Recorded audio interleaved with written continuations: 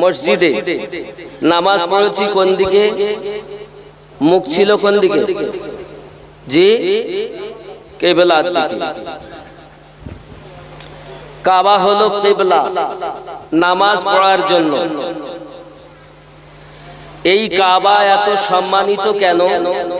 যে কাবার দিকে এক রাকাত নামাজ যদি কেউ কাবাতে পড়ে, হারাম শরীফের ভিতরে 1,00,000 রাকাতের সওয়াব আল্লাহ পাক তার নামায়ে আমালে দান করেন। জোরে বলি সুবহানাল্লাহ।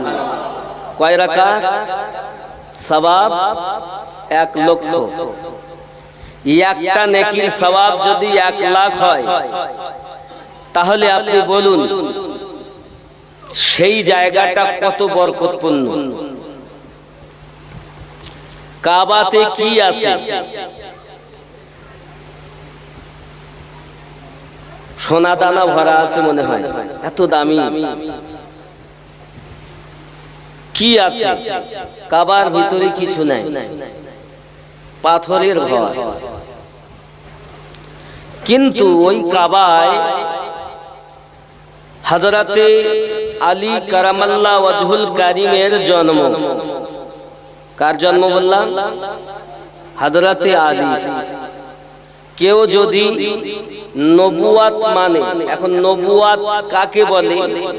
আল্লাহ পাক রব্বুল ইজ্জাত ইসলামটাকে মানুষের কাছে প্রচার করার জন্য 1,24,000 পয়গম্বর পাঠিয়েছেন।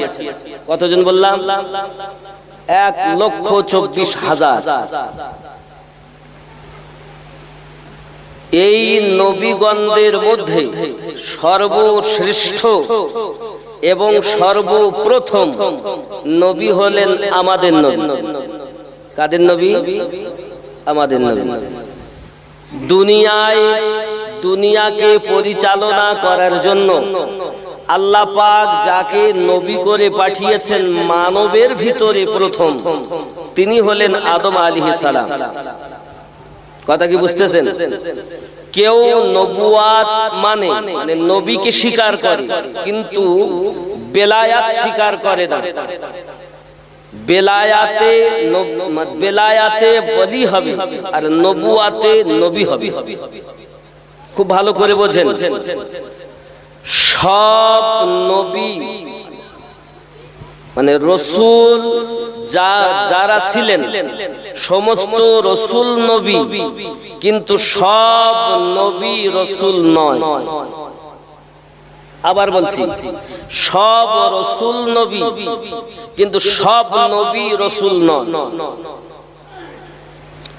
নবুয়াত আর বেলায়াত, নবুয়াত শেষ, আর কেউ নবী আসবেন না।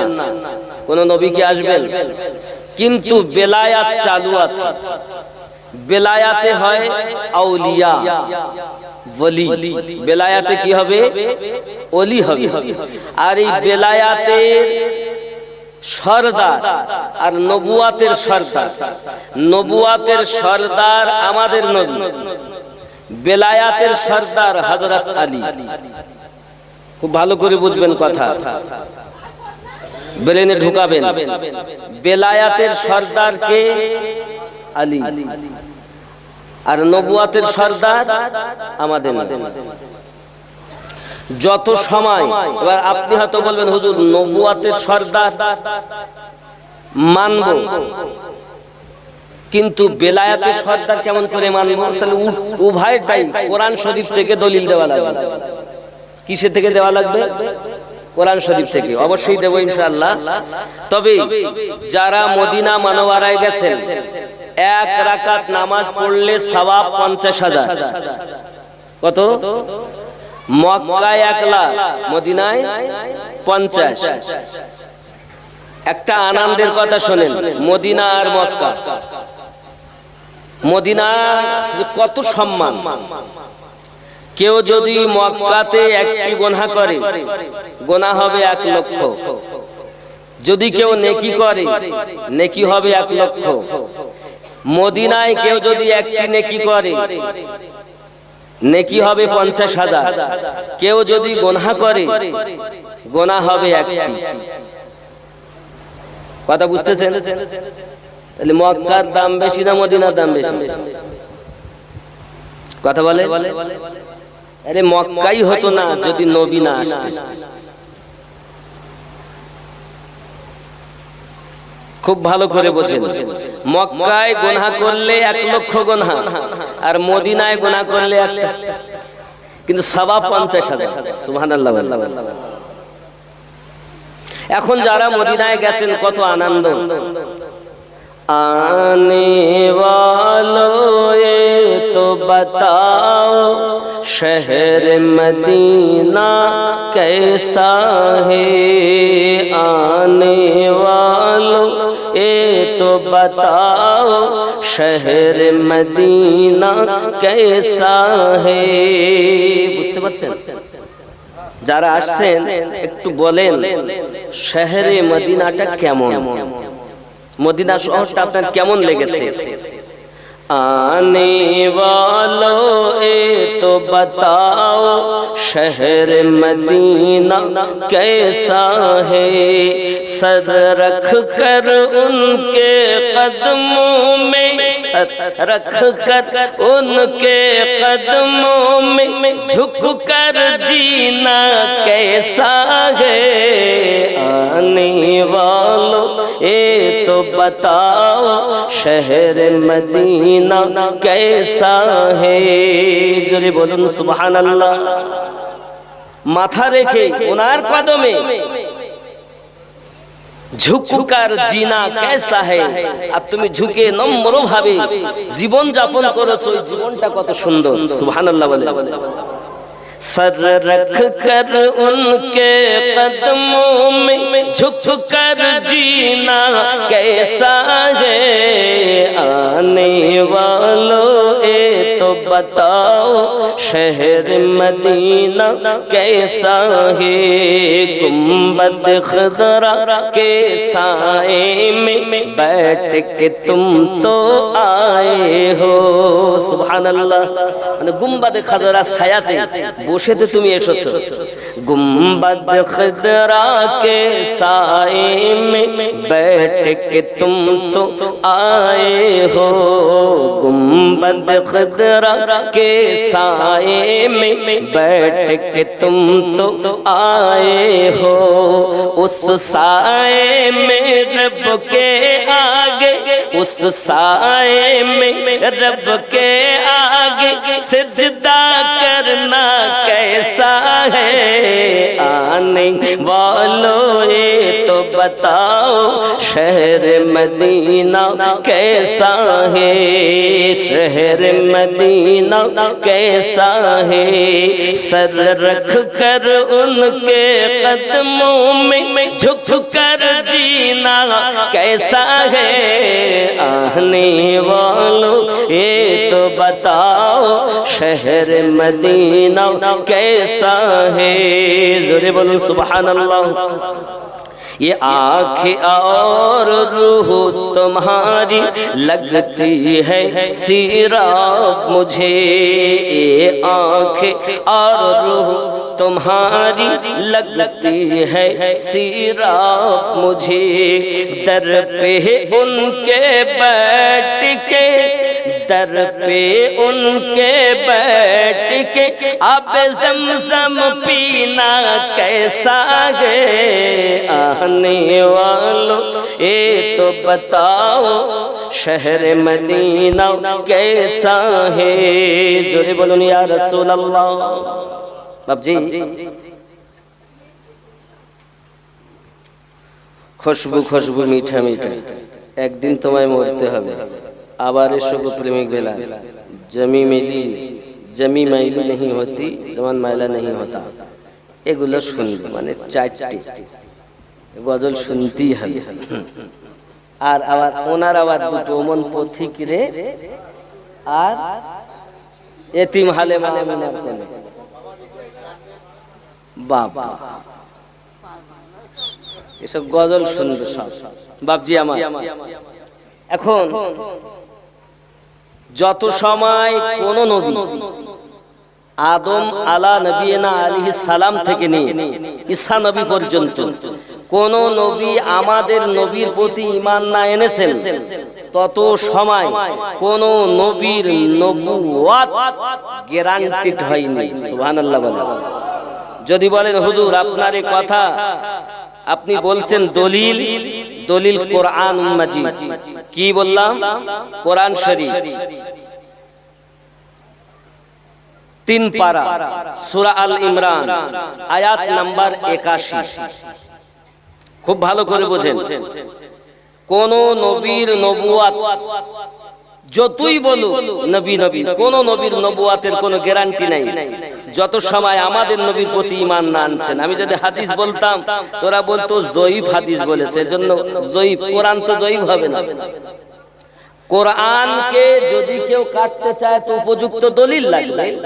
আয়াত কাটা যাবে আয়াত দিয়ে, কিন্তু হাদিস দিয়ে কোরআন কাটা যায় না। কথা বুঝতে পারছেন? কোরআন মাজিদের আয়াতকে কাটতে গেলে আর এক আয়াত লাগবে।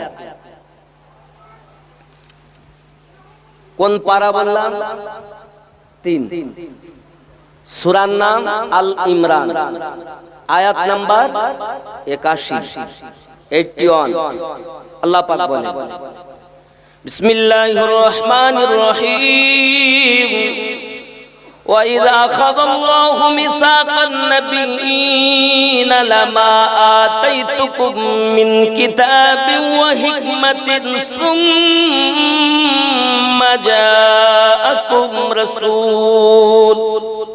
ثُمَّ جاءكم رسول مصدق لما معكم لا تؤمنن به ولا تنصرنه قال أأقررتم وأخذتم على ذلكم إصري قالوا أقررنا قال فاشهدوا وأنا معكم من الشاهدين فمن تولى بعد ذلك فأولئك هم الفاسقون سبحان الله বলছি याद करो স্মরণ করো जब अल्लाह ने नबियों से वादा लिया, যখন আল্লাহ তাআলা নবীদের কাছ থেকে ওয়াদা নিলেন রূহানি হালাতে। আচ্ছা, আমাদের নবী নবী হয়েছেন কত বছরে? তার আগে উনি নবী ছিলেন না? যদি কেউ বলে 40 বছরে নবী হয়েছেন, এই কথাটাই ওয়াহাবীদের কথা, এটাই ভুল।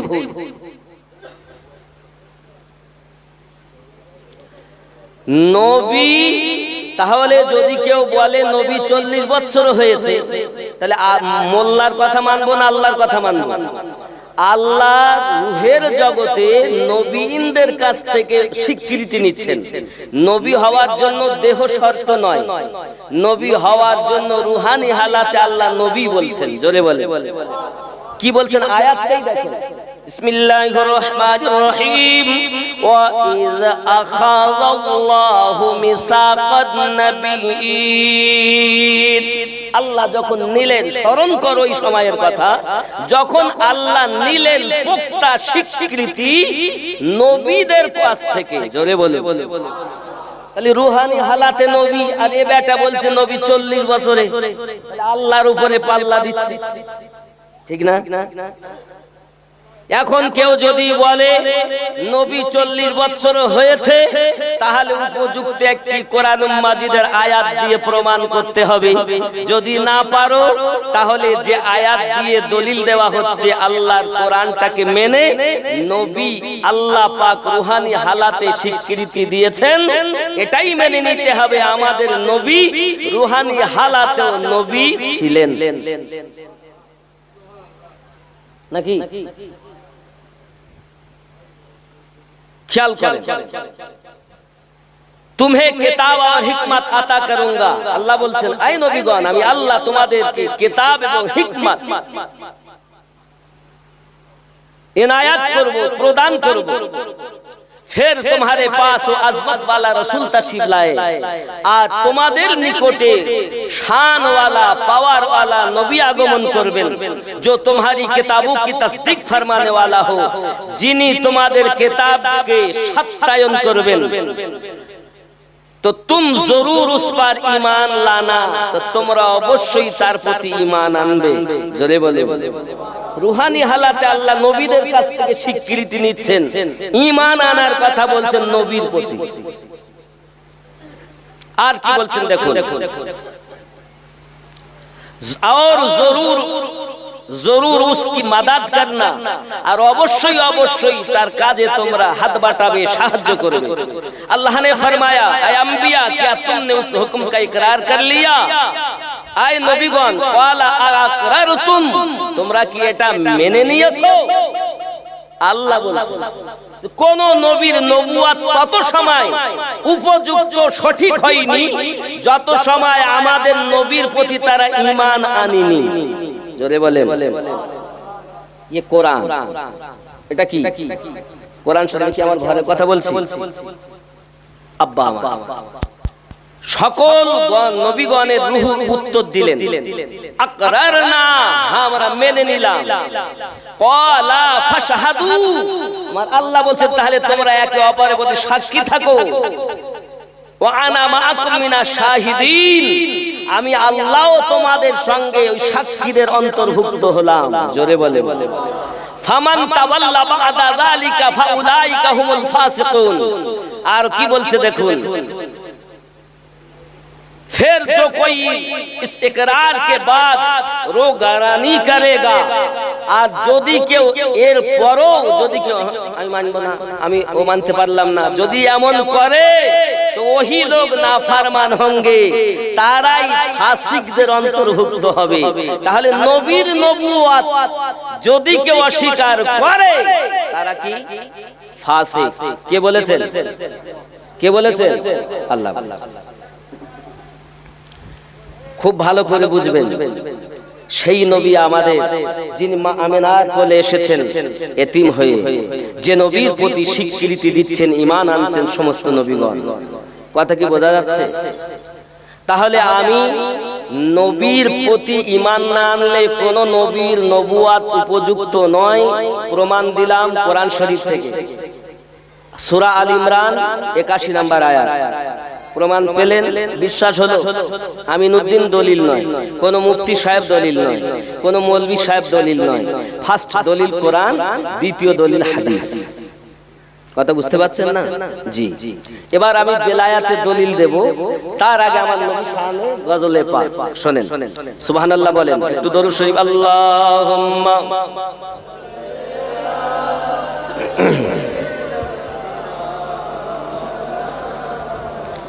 وعلى آل سيدنا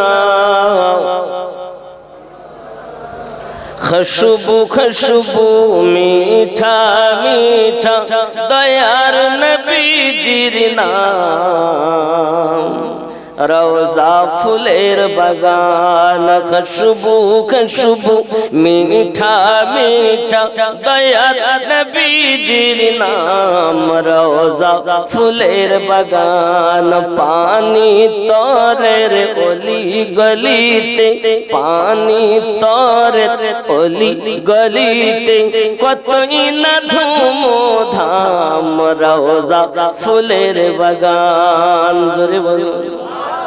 বাদাম তলা, পানি তার বাদাম তলা, ওই পানি তার বললেও হবে, বাদাম তলা বললেও হবে, নাকি বলেন? জোরে বলুন না সুবহানাল্লাহ। আল্লাহ আল্লাহ নূরি তাজাল্লা চমকায় পিয়ার গলিতে, পানি তরের ওই গলিতে, আল্লাহ আল্লাহ নূরি তাজাল্লা চমকায় পিয়ার গলিতে, পানি তরের ওই গলিতে, বজমে নুরানি রাত নুরানি,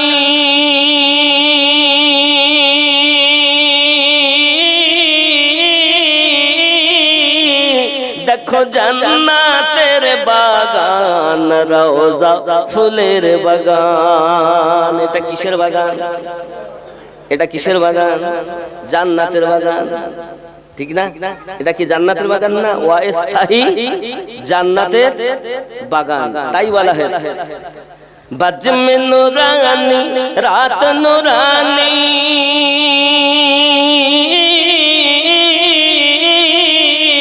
देखो जन्नतेर बागान रोजा फूलेर बागान खुशबू खुशबू मीठा मीठा दयार नबीजीर नाम रोजा फूलेर बागान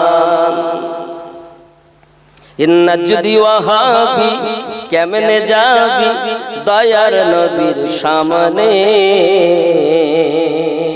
मुख देखाबी केमने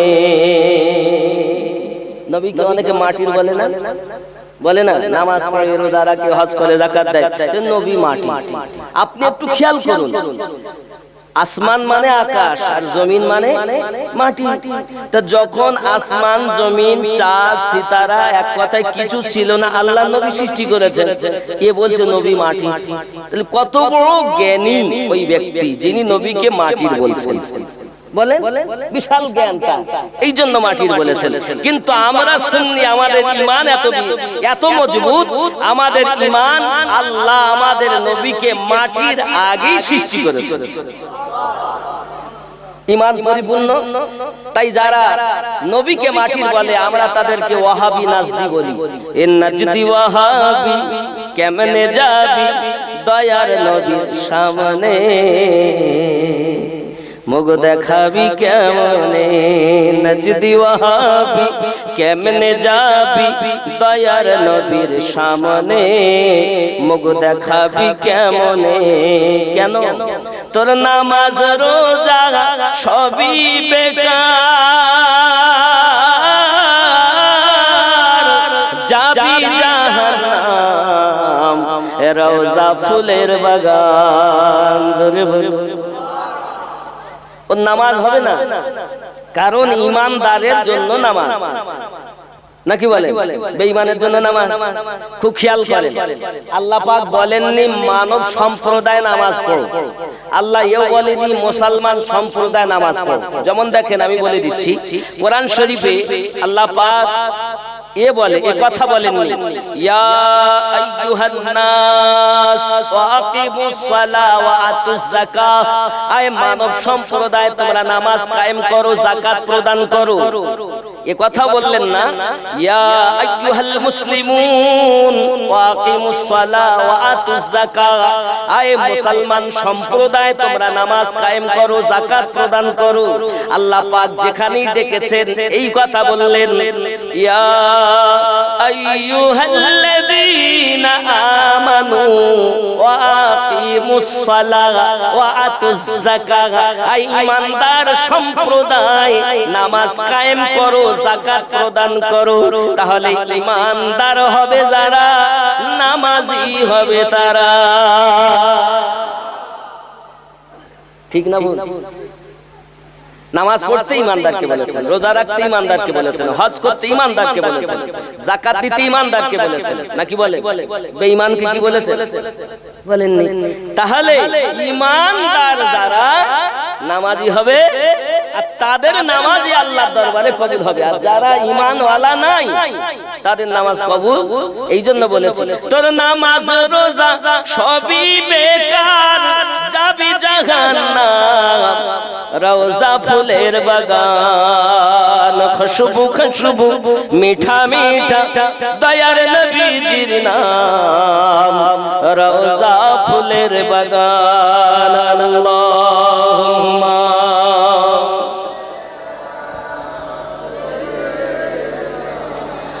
মাওলানা মুহাম্মদ ওয়া আলা আলিহি মাওলানা মুহাম্মদ এবার বেলায়াতের আয়াত নবুয়াতে নবী বেলায়াতে ওলি এন্ড বেলায়াতে যদি কেউ বলে আমরা বেলায়াত মানি না ওলি মানি না তাহলে সেই ব্যক্তি উপযুক্ত হতে পারলো না উপযুক্ত হতে গেলে তাকে পুরো জিনিসটা স্বীকার করতে হবে বেলায়াতের আয়াত সূরা আল মাইদা। কোন সূরা বললাম? সূরা আল মাইদা, আয়াত নাম্বার 67, 67 নাম্বার আয়াত। এটা হলো বেলায়াতের আয়াত। সুবহানাল্লাহ। বিসমিল্লাহির রহমানির রহিম। ইয়া আইয়ুহার রাসূলু বাল্লিগ মা উনজিলা ইলাইকা মির রাব্বিক ওয়া ইল্লাম তাফআল ফামা বালাগতা রিসালাতাহু আল্লাহু ইয়াসিমুকা মিনান নাস ইন্নাল্লাহা লা ইয়াহদিল কওমাল কাফিরিন। জোরে কোন সুবহানাল্লাহ। খেয়াল করেন এই আয়াত কোথায় নাজিল হয়েছে? গাদিরে খুমে।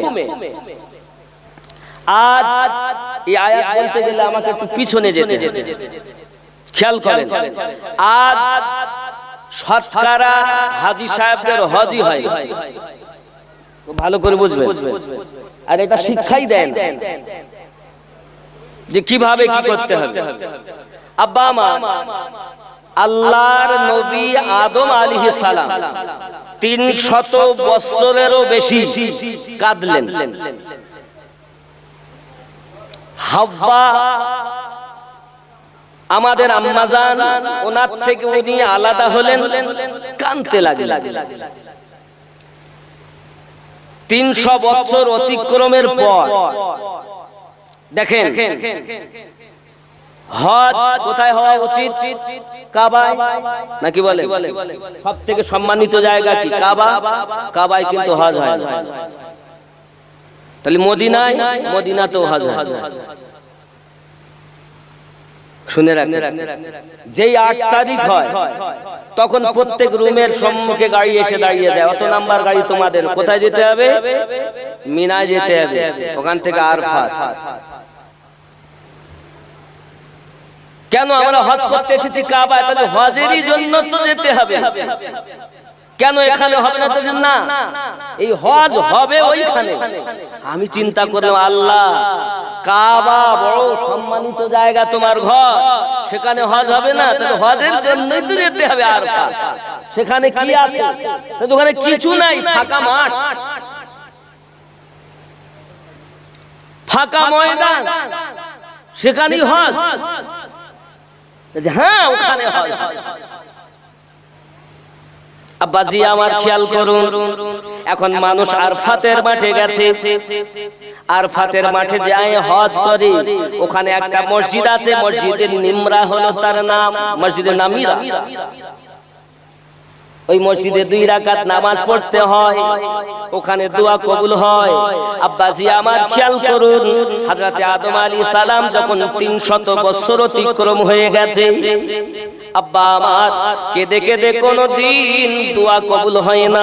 হঠাৎ আল্লাহ পাক জিবরাইল আমিনকে পাঠিয়ে দিলেন, জিবরাইল আপনি যান আমার আদমকে শিক্ষা দেন। কি শিক্ষা দেব?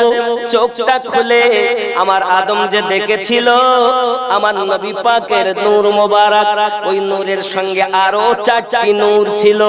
একটা নূরের নাম ছিল আলী, একটা নূরের নাম ছিল ফাতেমা, আর একটা নূরের নাম ছিল হাসান, আর একটা নূরের নাম ছিল হোসাইন। এই 4 জন আর আমার নবী, এই 5 জনের নামটা তাকে স্মরণ করিয়ে দাও। হে আমার সোনা মানিকেরা, তারিখুল খোলাফার মধ্যে ইমাম আহমদ বিন হাম্বল সুন্দর করে লিখতেছেন, বাবা হযরতে জিবরাইল আলাইহিস সালাম যখন এসে আদম নবীকে আবার শিখিয়ে দিলেন, মানে আল্লাহ প্রথম শিখিয়েছেন, আদম নবী ভুলে গেছিলেন। জিবরাইল আমিনকে পাঠিয়ে আবার স্মরণ করিয়ে দিলেন। আর যেই স্মরণ করিয়ে দিলেন, আদম আলাইহিস সালাম তার দোয়া করলেন, আল্লাহুম্মা গফিরলি, আল্লাহ আমাকে ক্ষমা করুন, আল্লাহ আমাকে ক্ষমা করে দিন। ওয়া আলিয়া ওয়া ফাতিমা ওয়া হাসান ওয়া হুসাইন, আল্লাহ হাসান হুসাইনের সাদকায়, রাসূল পাকের সাদকায় আমি আদমকে ক্ষমা করে দিই। এখন যদি কেউ বলে আমরা ডাইরেক্ট আল্লাহর কাছে দোয়া চাইবো, তার দোয়া কবুল হবে না। আল্লাহ পাক আদম নবীর দোয়া কবুল করতেছেন হযরতে মুহাম্মদ সাল্লাল্লাহু আলাইহি সাল্লামের ওসিলায়, আলীর ওসিলায়, ফাতেমার ওসিলায়, হাসান হুসাইনের ওসিলায়। জোরে বলুন সুবহানাল্লাহ। কথা কি বোঝা যাচ্ছে? এখন আপনারা বলবেন আমিনউদ্দিন ভাই, আমরা কি কখন আহলে পাককে মানি, স্মরণ করি? অবশ্যই করি। কোথায় করি আপনাদেরকে দেখাবো, জানাবো। কিন্তু তার আগে চলুন তাহলে আল্লাহ পাক কবুল করলেন আলী, ফাতেমা, হাসান, হোসাইন আর আমাদের নবীর ওসিলায় নাকি? এখন যেসব হাজিরা যেই আপনি দোয়া চাইলেন ওখানে তাদের ওসিলা করে সঙ্গে সঙ্গে আপনার দোয়া কবুল হয়ে গেল। আপনি এমন হয়ে গেলেন যেন এখনই মায়ের পেট থেকে জন্ম নিয়েছেন। আপনার হজ হয়ে গেল। এবার ওখান থেকে আরো কিছু আরকান আছে, যেমন আপনাকে ওই আরফাত থেকে যেতে হবে এবার মুজদালিফায়। মুজদালিফায় হেঁটে হেঁটে যেতে হবে। আব্বাজি আপনি আরাফাতে যখন গেলেন কি করলেন? আপনি যোহর আর আসর একসঙ্গে পড়লেন। যোহর আর আসর একসঙ্গে পড়তে হবে। আসরের টাইম হয়নি তাও পড়তে হবে। ইচ্ছা করে মাগরিবের নামাজ কাজা করতে হবে। যদি আপনি মনে করেন আমি নামাজ পড়বো, আপনার হজ হবে। বন্ধুরে আমার, আপনার হজ করার জন্য ইচ্ছা করে নামাজ কাজা করতে হয়। আর এখন আমরা বলি এক ওয়াক্ত নামাজ কাজা করলে কত গুনাহ, কত 2,88,00,000 বছর জাহান্নাম। তাহলে ওখানে জানো না বাবা, ওখানে তো আল্লাহই বলেছে কাজা করতে, তাহলে কি হবে? এখানে কাজা করলে গুনাহ বলতেছো জাহান্নাম, আর ওখানে আল্লাহই বলছে কাজা না করলে তুমি জান্নাতই পাবে না। সুবহানাল্লাহ বলে। কথা কি বুঝে আসছে? বন্ধু আমার, সোনামানি হযরত আদম আলাইহিস সালাতু ওয়াস সালামের দোয়া কবুল হলো। এখন যদি কেউ আমরা আদমের আওলাদ, আমরা যদি বলি আমরা ডাইরেক্ট কবুল করাবো, আল্লাহর কাছে ডাইরেক্ট হবে না। আদম নবীর দোয়া আলী, ফাতেমা, হাসান, হোসেনের ওসিলায় কবুল হয়েছে। রাসূল পাকের ওসিলায় আল্লাহ কবুল করে নিয়েছেন। আল্লাহ দোয়া শিক্ষা দিলেন আদমকে। তাহলে আমরা যারা দুনিয়ায় আদমের আওলাদ, আমাদের প্রত্যেককে উচিত আল্লাহর দরবারে দোয়া চাওয়া আমার বাপের নিয়মে, ঠিক কিনা বলে? এখন আপনি যেই দোয়া চাইতে যাবেন তাহলে শিরক বিদআত। এরা কখনো আমাদের না। এই দল বলো 73 দলে ভাগ হয়েছে, 72টা জাহান্নামে যাবে, একটি জান্নাতে যাবে। সুবহানাল্লাহ। বন্ধু আমার, আপনাকে এবার হজ হয়ে গেল এ সোনামানিকে আমার। তাহলে আমরা বুঝতে পারলাম পৃথিবীর জমিনে আল্লাহ আদম নবীর তওবা কবুল করলেন নবীর ওসিলায়, হাসান হোসাইনের ওসিলায়, আলী ও ফাতেমার ওসিলায় আল্লাহ দোয়া কবুল করেছেন। আর এই নিয়মটা আল্লাহ নিজেই আদম নবীকে স্মরণ করিয়ে দিচ্ছেন ফেরেশতা জিবরাইলের মাধ্যমে। জোরে বলে কথা বুঝছেন? কথা ওয়াজ কিন্তু খাওয়া জিনিস না, ওয়াজ বোঝা জিনিস। বোঝা জিনিস। বন্ধু আমার, আসুন বেলায়েতের আয়াত বলি। এই আয়াত সূরা আল মাইদা 67 নম্বর আয়াত। এই আয়াতটা নাজিল হয়েছে গাদিরে খুমে। আপনার আমার নবী যখন হজে যান, আমার আপনার নবী চলেন, আদম নবীর কথা বাদ দিলাম, আমাদের নবীর হজটা দেখেন। তাই নবী যেভাবে হজ করেছে আমরা সেভাবে করব না? আল্লাহর হাবিব 1,24,000 সাহাবায়ে কেরামকে নিয়ে হজে গিয়েছেন বাবা। এটাই আমার নবীর জীবনের প্রথম হজ, আর এটাই শেষ হজ। আমার আপনার নবী যখন আপনার কি নাম চলে আসলেন ওই আরফাতের ময়দানে, আরফাতের ময়দানে 1,24,000 সাহাবায়ে কেরামকে নিয়ে নবী আমার আছেন। আসার পরে সঙ্গে সঙ্গে আল্লাহ পাক বলেন, জিবরাইল আমার নবীর কাছে আয়াতটা নিয়ে চলে যাও। ইয়া আইয়ুহার রাসূল বাল্লিগ মা উনজিলা ইলাইক। আমার আল্লাহ পাকের আয়াত নাজিল করে জিবরাইল আলাইহিস সালাম নিয়ে আসেন। আয় রাসূল, जो कुछ आपकी तरफ आपके रब की जानिब से नाजिल किया गया उसकी तबलीग फरमा दे। খুব ভালো করে বোঝেন। কোরআন শরীফে আয়াত কতটা? 6,666। কিন্তু দ্বিতীয় বর্ণনা কোরআন শরীফে আয়াত হলো 6,636। ভালো করে কথাগুলো। দ্বিতীয় বর্ণনা 6,636। বাবা 6666 আর 6236টি আয়াত কেউ কেউ বলেছে। এখন কোরআন শরীফের প্রথম আয়াত যেটি নাজিল হয় সেটা হলো সূরা আলা 30 পারা। সে আয়াতটা হলো এই, বিসমিল্লাহির রহমানির রহিম, ইকরা বিইসমি রাব্বিকাল্লাযী খালাক। এটা হলো প্রথম আয়াত। আর সর্বশেষ আয়াত যেটা, সেটা হলো বিসমিল্লাহির রহমানির রহিম, আকমালতু লাকুম দীনাকুম। এটা হলো শেষ আয়াত।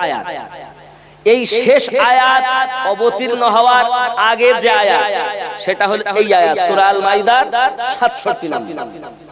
তো খেয়াল করবেন, এখন এই আয়াতে বলা হচ্ছে, আয় রাসূল जो कुछ आपकी तरफ आपके रब की जानिब से, আয় নবী যাহা কিছু আল্লাহর পক্ষ থেকে আপনার কাছে অবতীর্ণ হয়েছে, उसकी तबलीग फरमा दे, সেটা আপনি প্রচার করে দিন। और अगर आपने ऐसा ना किया तो आपने उसका कोई पैगाम ना पहुंचाया। আর আপনি যদি এটা না করেন তাহলে আপনি কিছুই পৌঁছালেন না। তাহলে এটা কি নামাজ? এটা কি নামাজের আয়াত, রোজার আয়াত, হজের আয়াত? হজ তো মানুষ করে, নামাজ তো মানুষ পড়ে, যাকাত তো মানুষ দেয়, রমজানের রোজা তো মানুষ রাখে। শেষ আয়াতের আগের আয়াত কি বুঝাতে চাচ্ছেন? এই আয়াতটা যেই আমার নবী পাক বলবেন, সেই আল্লাহ পাক আল্লাহু ইয়াসিমুকা মিনান নাস, আর মানুষ আপনার বিদ্রোহ করবে, হিংসা করবে। এটাই কি আয়াত? ইন্নাল্লাহা লা ইয়াহদিল কওমাল কাফিরিন। বাবাজি, अल्लाह पाक लोगों से आपकी हिफाजत फरमाए, बेशक अल्लाह काफिर को हिदायत नहीं देता। अल्लाह पाक बोलेन, आय আমার নবী আল্লাহ কাফেরদেরকে হিদায়াত দেন না। তাহলে এই আয়াতটাই হলো বেলায়াতের আয়াত। আমি বলিনি, আপনি তাফসীরে মাজহারি খুলে দেখুন, আপনি তাফসীরে আদ-দুররে মানসুর খুলে দেখুন, আপনি তাফসীর কারকদের সমস্ত কিতাব উঠিয়ে দেখুন। এই আয়াতটি অবতীর্ণ হয়েছে আলী ইবনে আবু তালিবের প্রসঙ্গে, মানে আবু তালিবের বেটা আলী রাদিয়াল্লাহু তাআলার সম্পর্কে আল্লাহ আয়াত অবতীর্ণ করেছেন। এই আয়াতটাই হলো বেলায়াতের আয়াত। খুব ভালো করে বুঝবেন, গোড়া জানতে ওলি ওলি ওলি ওলি করছেন, ওলির গোড়া জানেন আগে। আপনি বসিরহাট যাচ্ছেন, ফুরফুরা যাচ্ছেন, আজমির যাচ্ছেন, পাঞ্জাব যাচ্ছেন, কত জায়গা আল্লাহর ওলির দরবারে যাচ্ছেন, তো ওলিদের গোড়া জানতে হবে না আপনার? কথা বলেন না কেন? এই গোড়া বলছি আমি আপনাকে, শোনেন, গোড়া ধরে চলো, আগায় যে লাফালাফি করুন। খুব ভালো করে বোঝেন। তাহলে বেলায়াত, আর এটাই হলো বেলায়াতের আয়াত। হযরতে আলী কারামাল্লাহু ওয়াজহুল কারীম সম্পর্কে আয়াতটা নাযিল হয়েছে। বাবাজি আমার, 1,24,000 সাহাবায়ে কেরাম রিদওয়ানুল্লাহি তাআলা আলাইহিম আজমাইন উপস্থিত। নবী পাক সকলকে দেখতে পাচ্ছেন না, অনেক দূরে অনেক। এমন সময় নবী পাক উঠে গেলেন উটের উপরে, উটের হাওদায়। সুবহানাল্লাহ বলেন। ওই উটের হাওদায় দাঁড়িয়ে আমার নবী পাক ফালুক ফুলুক করছেন, কাকে যেন খুঁজছেন। জলিলুল কদর সাহাবায়ে কেরাম উপস্থিত, সবাই আছেন। আমার নবী পাক হযরতে আলীকে দেখলেন, আর আলীকে বললেন, ওঠো। হাওদার উপরে আলী উঠলেন।